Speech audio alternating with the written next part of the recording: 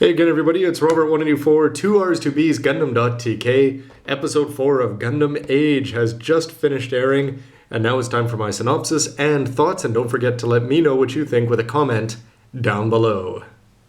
The episode's name is White Wolf, and that's who you're going to see in the opening scene as he just woke up in the end of episode 3.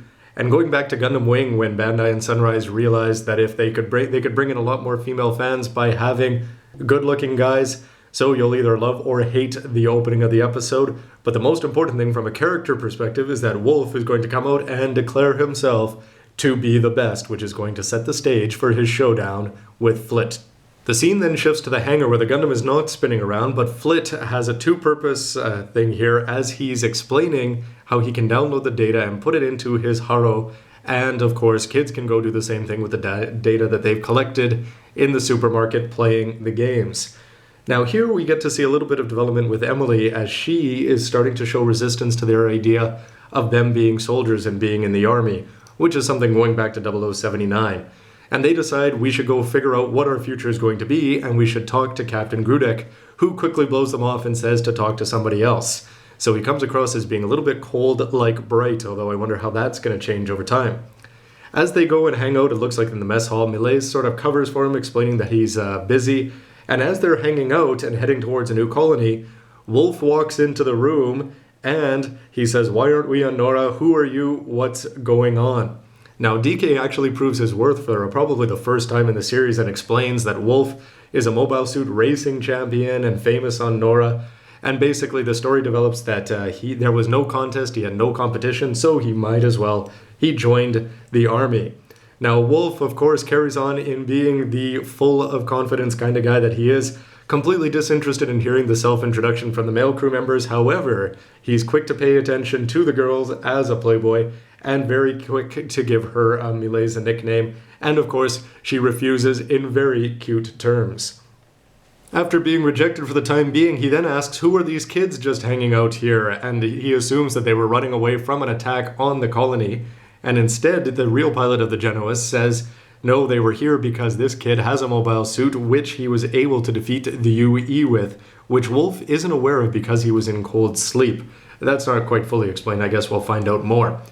So in the end, Wolf says, I'm going to leave. He goes to see Grudek, and he knew that the captain changed, so obviously he's aware of some of the things. And their next encounter is back in the hangar. Wolf walks in again and then declares to Flit that the Gundam has to belong to him for the simple fact that it's white and everything about him has to be very, very white. This is where we get the second hilarious refusal. Flit, Milaise was pretty funny before. Flit saying he doesn't understand that he has to turn it over is pretty entertaining. But it turns out that Wolf was actually assigned to become the mobile suit commander, or the squadron commander, whatever you want to call it, for the Diva by Captain Grudek after going to talk to him. And what they decide on, Flit and him, is that they are going to have a battle, a mock battle, to decide who gets to be the pilot of the Gundam. And as Flit hems and haws and talks about how ridiculous this whole thing is, Emily decides that this is her moment to jump in and then to say that Flit accepts. And she's got the secret plan that if Flit will lose, there's no need for him to carry on with this army life, because if he's not piloting the Gundam, he doesn't need to do that. So that's her sequence. Now, of course, Milaise on the bridge says, is this really a good idea? And Grudek, in a dismissive tone, says it's training, being the wise old captain that he is. And before the battle begins, we have something that all Gundam fans look forward to. It's the full launch sequence. I still remember Seed Destiny and the Force Impulse. I think that ate up about 3 minutes of that first episode. But in this case, because the Gundam Age 1 has always been fighting almost randomly, this is its first time that we get to see the proper launch sequence. Lots of audio in the background, none of it's important. It's just cool to see it come up, although it does turn sideways as it gets ready to go. My big complaint so far is that Flit's normal suit looks pretty awful. The blue with the green face, you can hardly see what's going on, and compared to some of the other really good normal suits that we've seen, and even some of the dubious ones like Lauren's perhaps, at least it was distinctive. This one comes across as being way too generic. And after Flit launches, we're going to have this Genoese is going to fill in for Wolf's custom, and he actually calls it the Genoese custom, so it's sort of interesting that they're using the English term right in the show, nothing like Senyoki or something like that. But anyway, after the break, it's time for the battle. The battle kicks off like a Wild West duel with them backs facing as they just agree to the rules, and they actually have a gun that's lamer than the regular Genoa's gun as it showed up in episode 1. And then the throwback to G Gundam as they start the fight with a ready, go, which isn't quite done as loud or as impressively as it was in G Gundam, but it's still a nice touch. Basically, you can guess the way the battle's gonna go. As in true character building style, Wolf has the upper hand until Vargas goes over the intercom and reminds Flit that he can see and anticipate what his opponent is going to be doing. Now this is an interesting point because then we can see with an awesome move that Flit pulls off that he doesn't need Tifa in the cockpit. And also I noticed the background music was getting pretty good during the battle.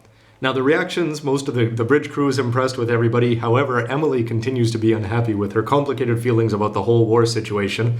And just as they charge at each other, Wolf was winning, then Flit got some big shots in. They charge at each other for what they were hoping, the big battle, and it's interrupted when a Gafran actually makes a decent appearance, shows up and puts a big blast through the middle, and all of a sudden, these two somewhat enemies have to work together. As the battle begins, remember that they don't have their real weapons, and what's going to happen is Wolf is going to hold Flit back and say, hey, I'm older, but you gotta know, I know what I'm doing.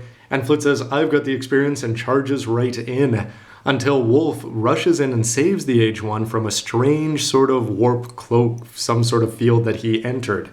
Now after this, they hide and then see a massive unknown enemy orange Star Destroyer appear with all sorts of Gafrans buzzing around all over the place. They cut back to the bridge with that incredibly annoying noise, and this is where everybody has to learn how to wait. The ship doesn't go and Flit doesn't get to attack. Everybody's told that they just have to wait, and that's all they can do. Now the Gafran, which had been shot in the head with some Spider-Man webbing from their practice guns, uses his beam saber as a windshield wiper, and he melts it off, which looks sort of ridiculous. And in the end, Flit attacks, but Wolf prevents him, and he says that you have to go back to the Diva and tell them, and this is a good introduction to the chain of command. Now Flit heads out of the battle and says the first thing is send me the Dodds rifle, I told you before, I want it now. And after he does that, he very quickly tells them that there's some sort of bad guys coming.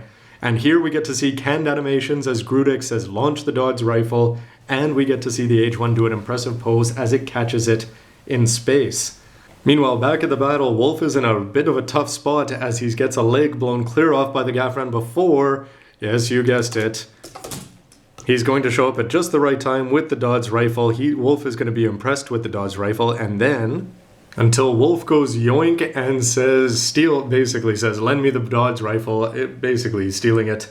And he blows up an asteroid, the whole Gafrans, nobody can see where the good guys are anymore, and he covers their escape as the Star Destroyer mysteriously cloaks and disappears with a Klingon-type sound.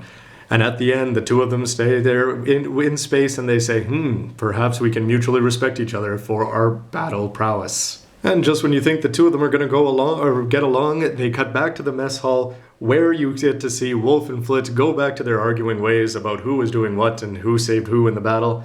And we get to see Emily continuing to be scared of the whole possibilities of what's ahead of them. And Grudek, who was actually hanging out there for a little while, sort of reminds me of Gundam X and the pool hall that they had inside the ship. Anyway, Grudek goes back and watches the video on his computer, and the episode ends with a cliffhanger of him figuring out something that's going to obviously be very important in the future. So overall, I thought this episode was another episode that did what it had to do. It showed us a lot more about the Diva and what's happening on there.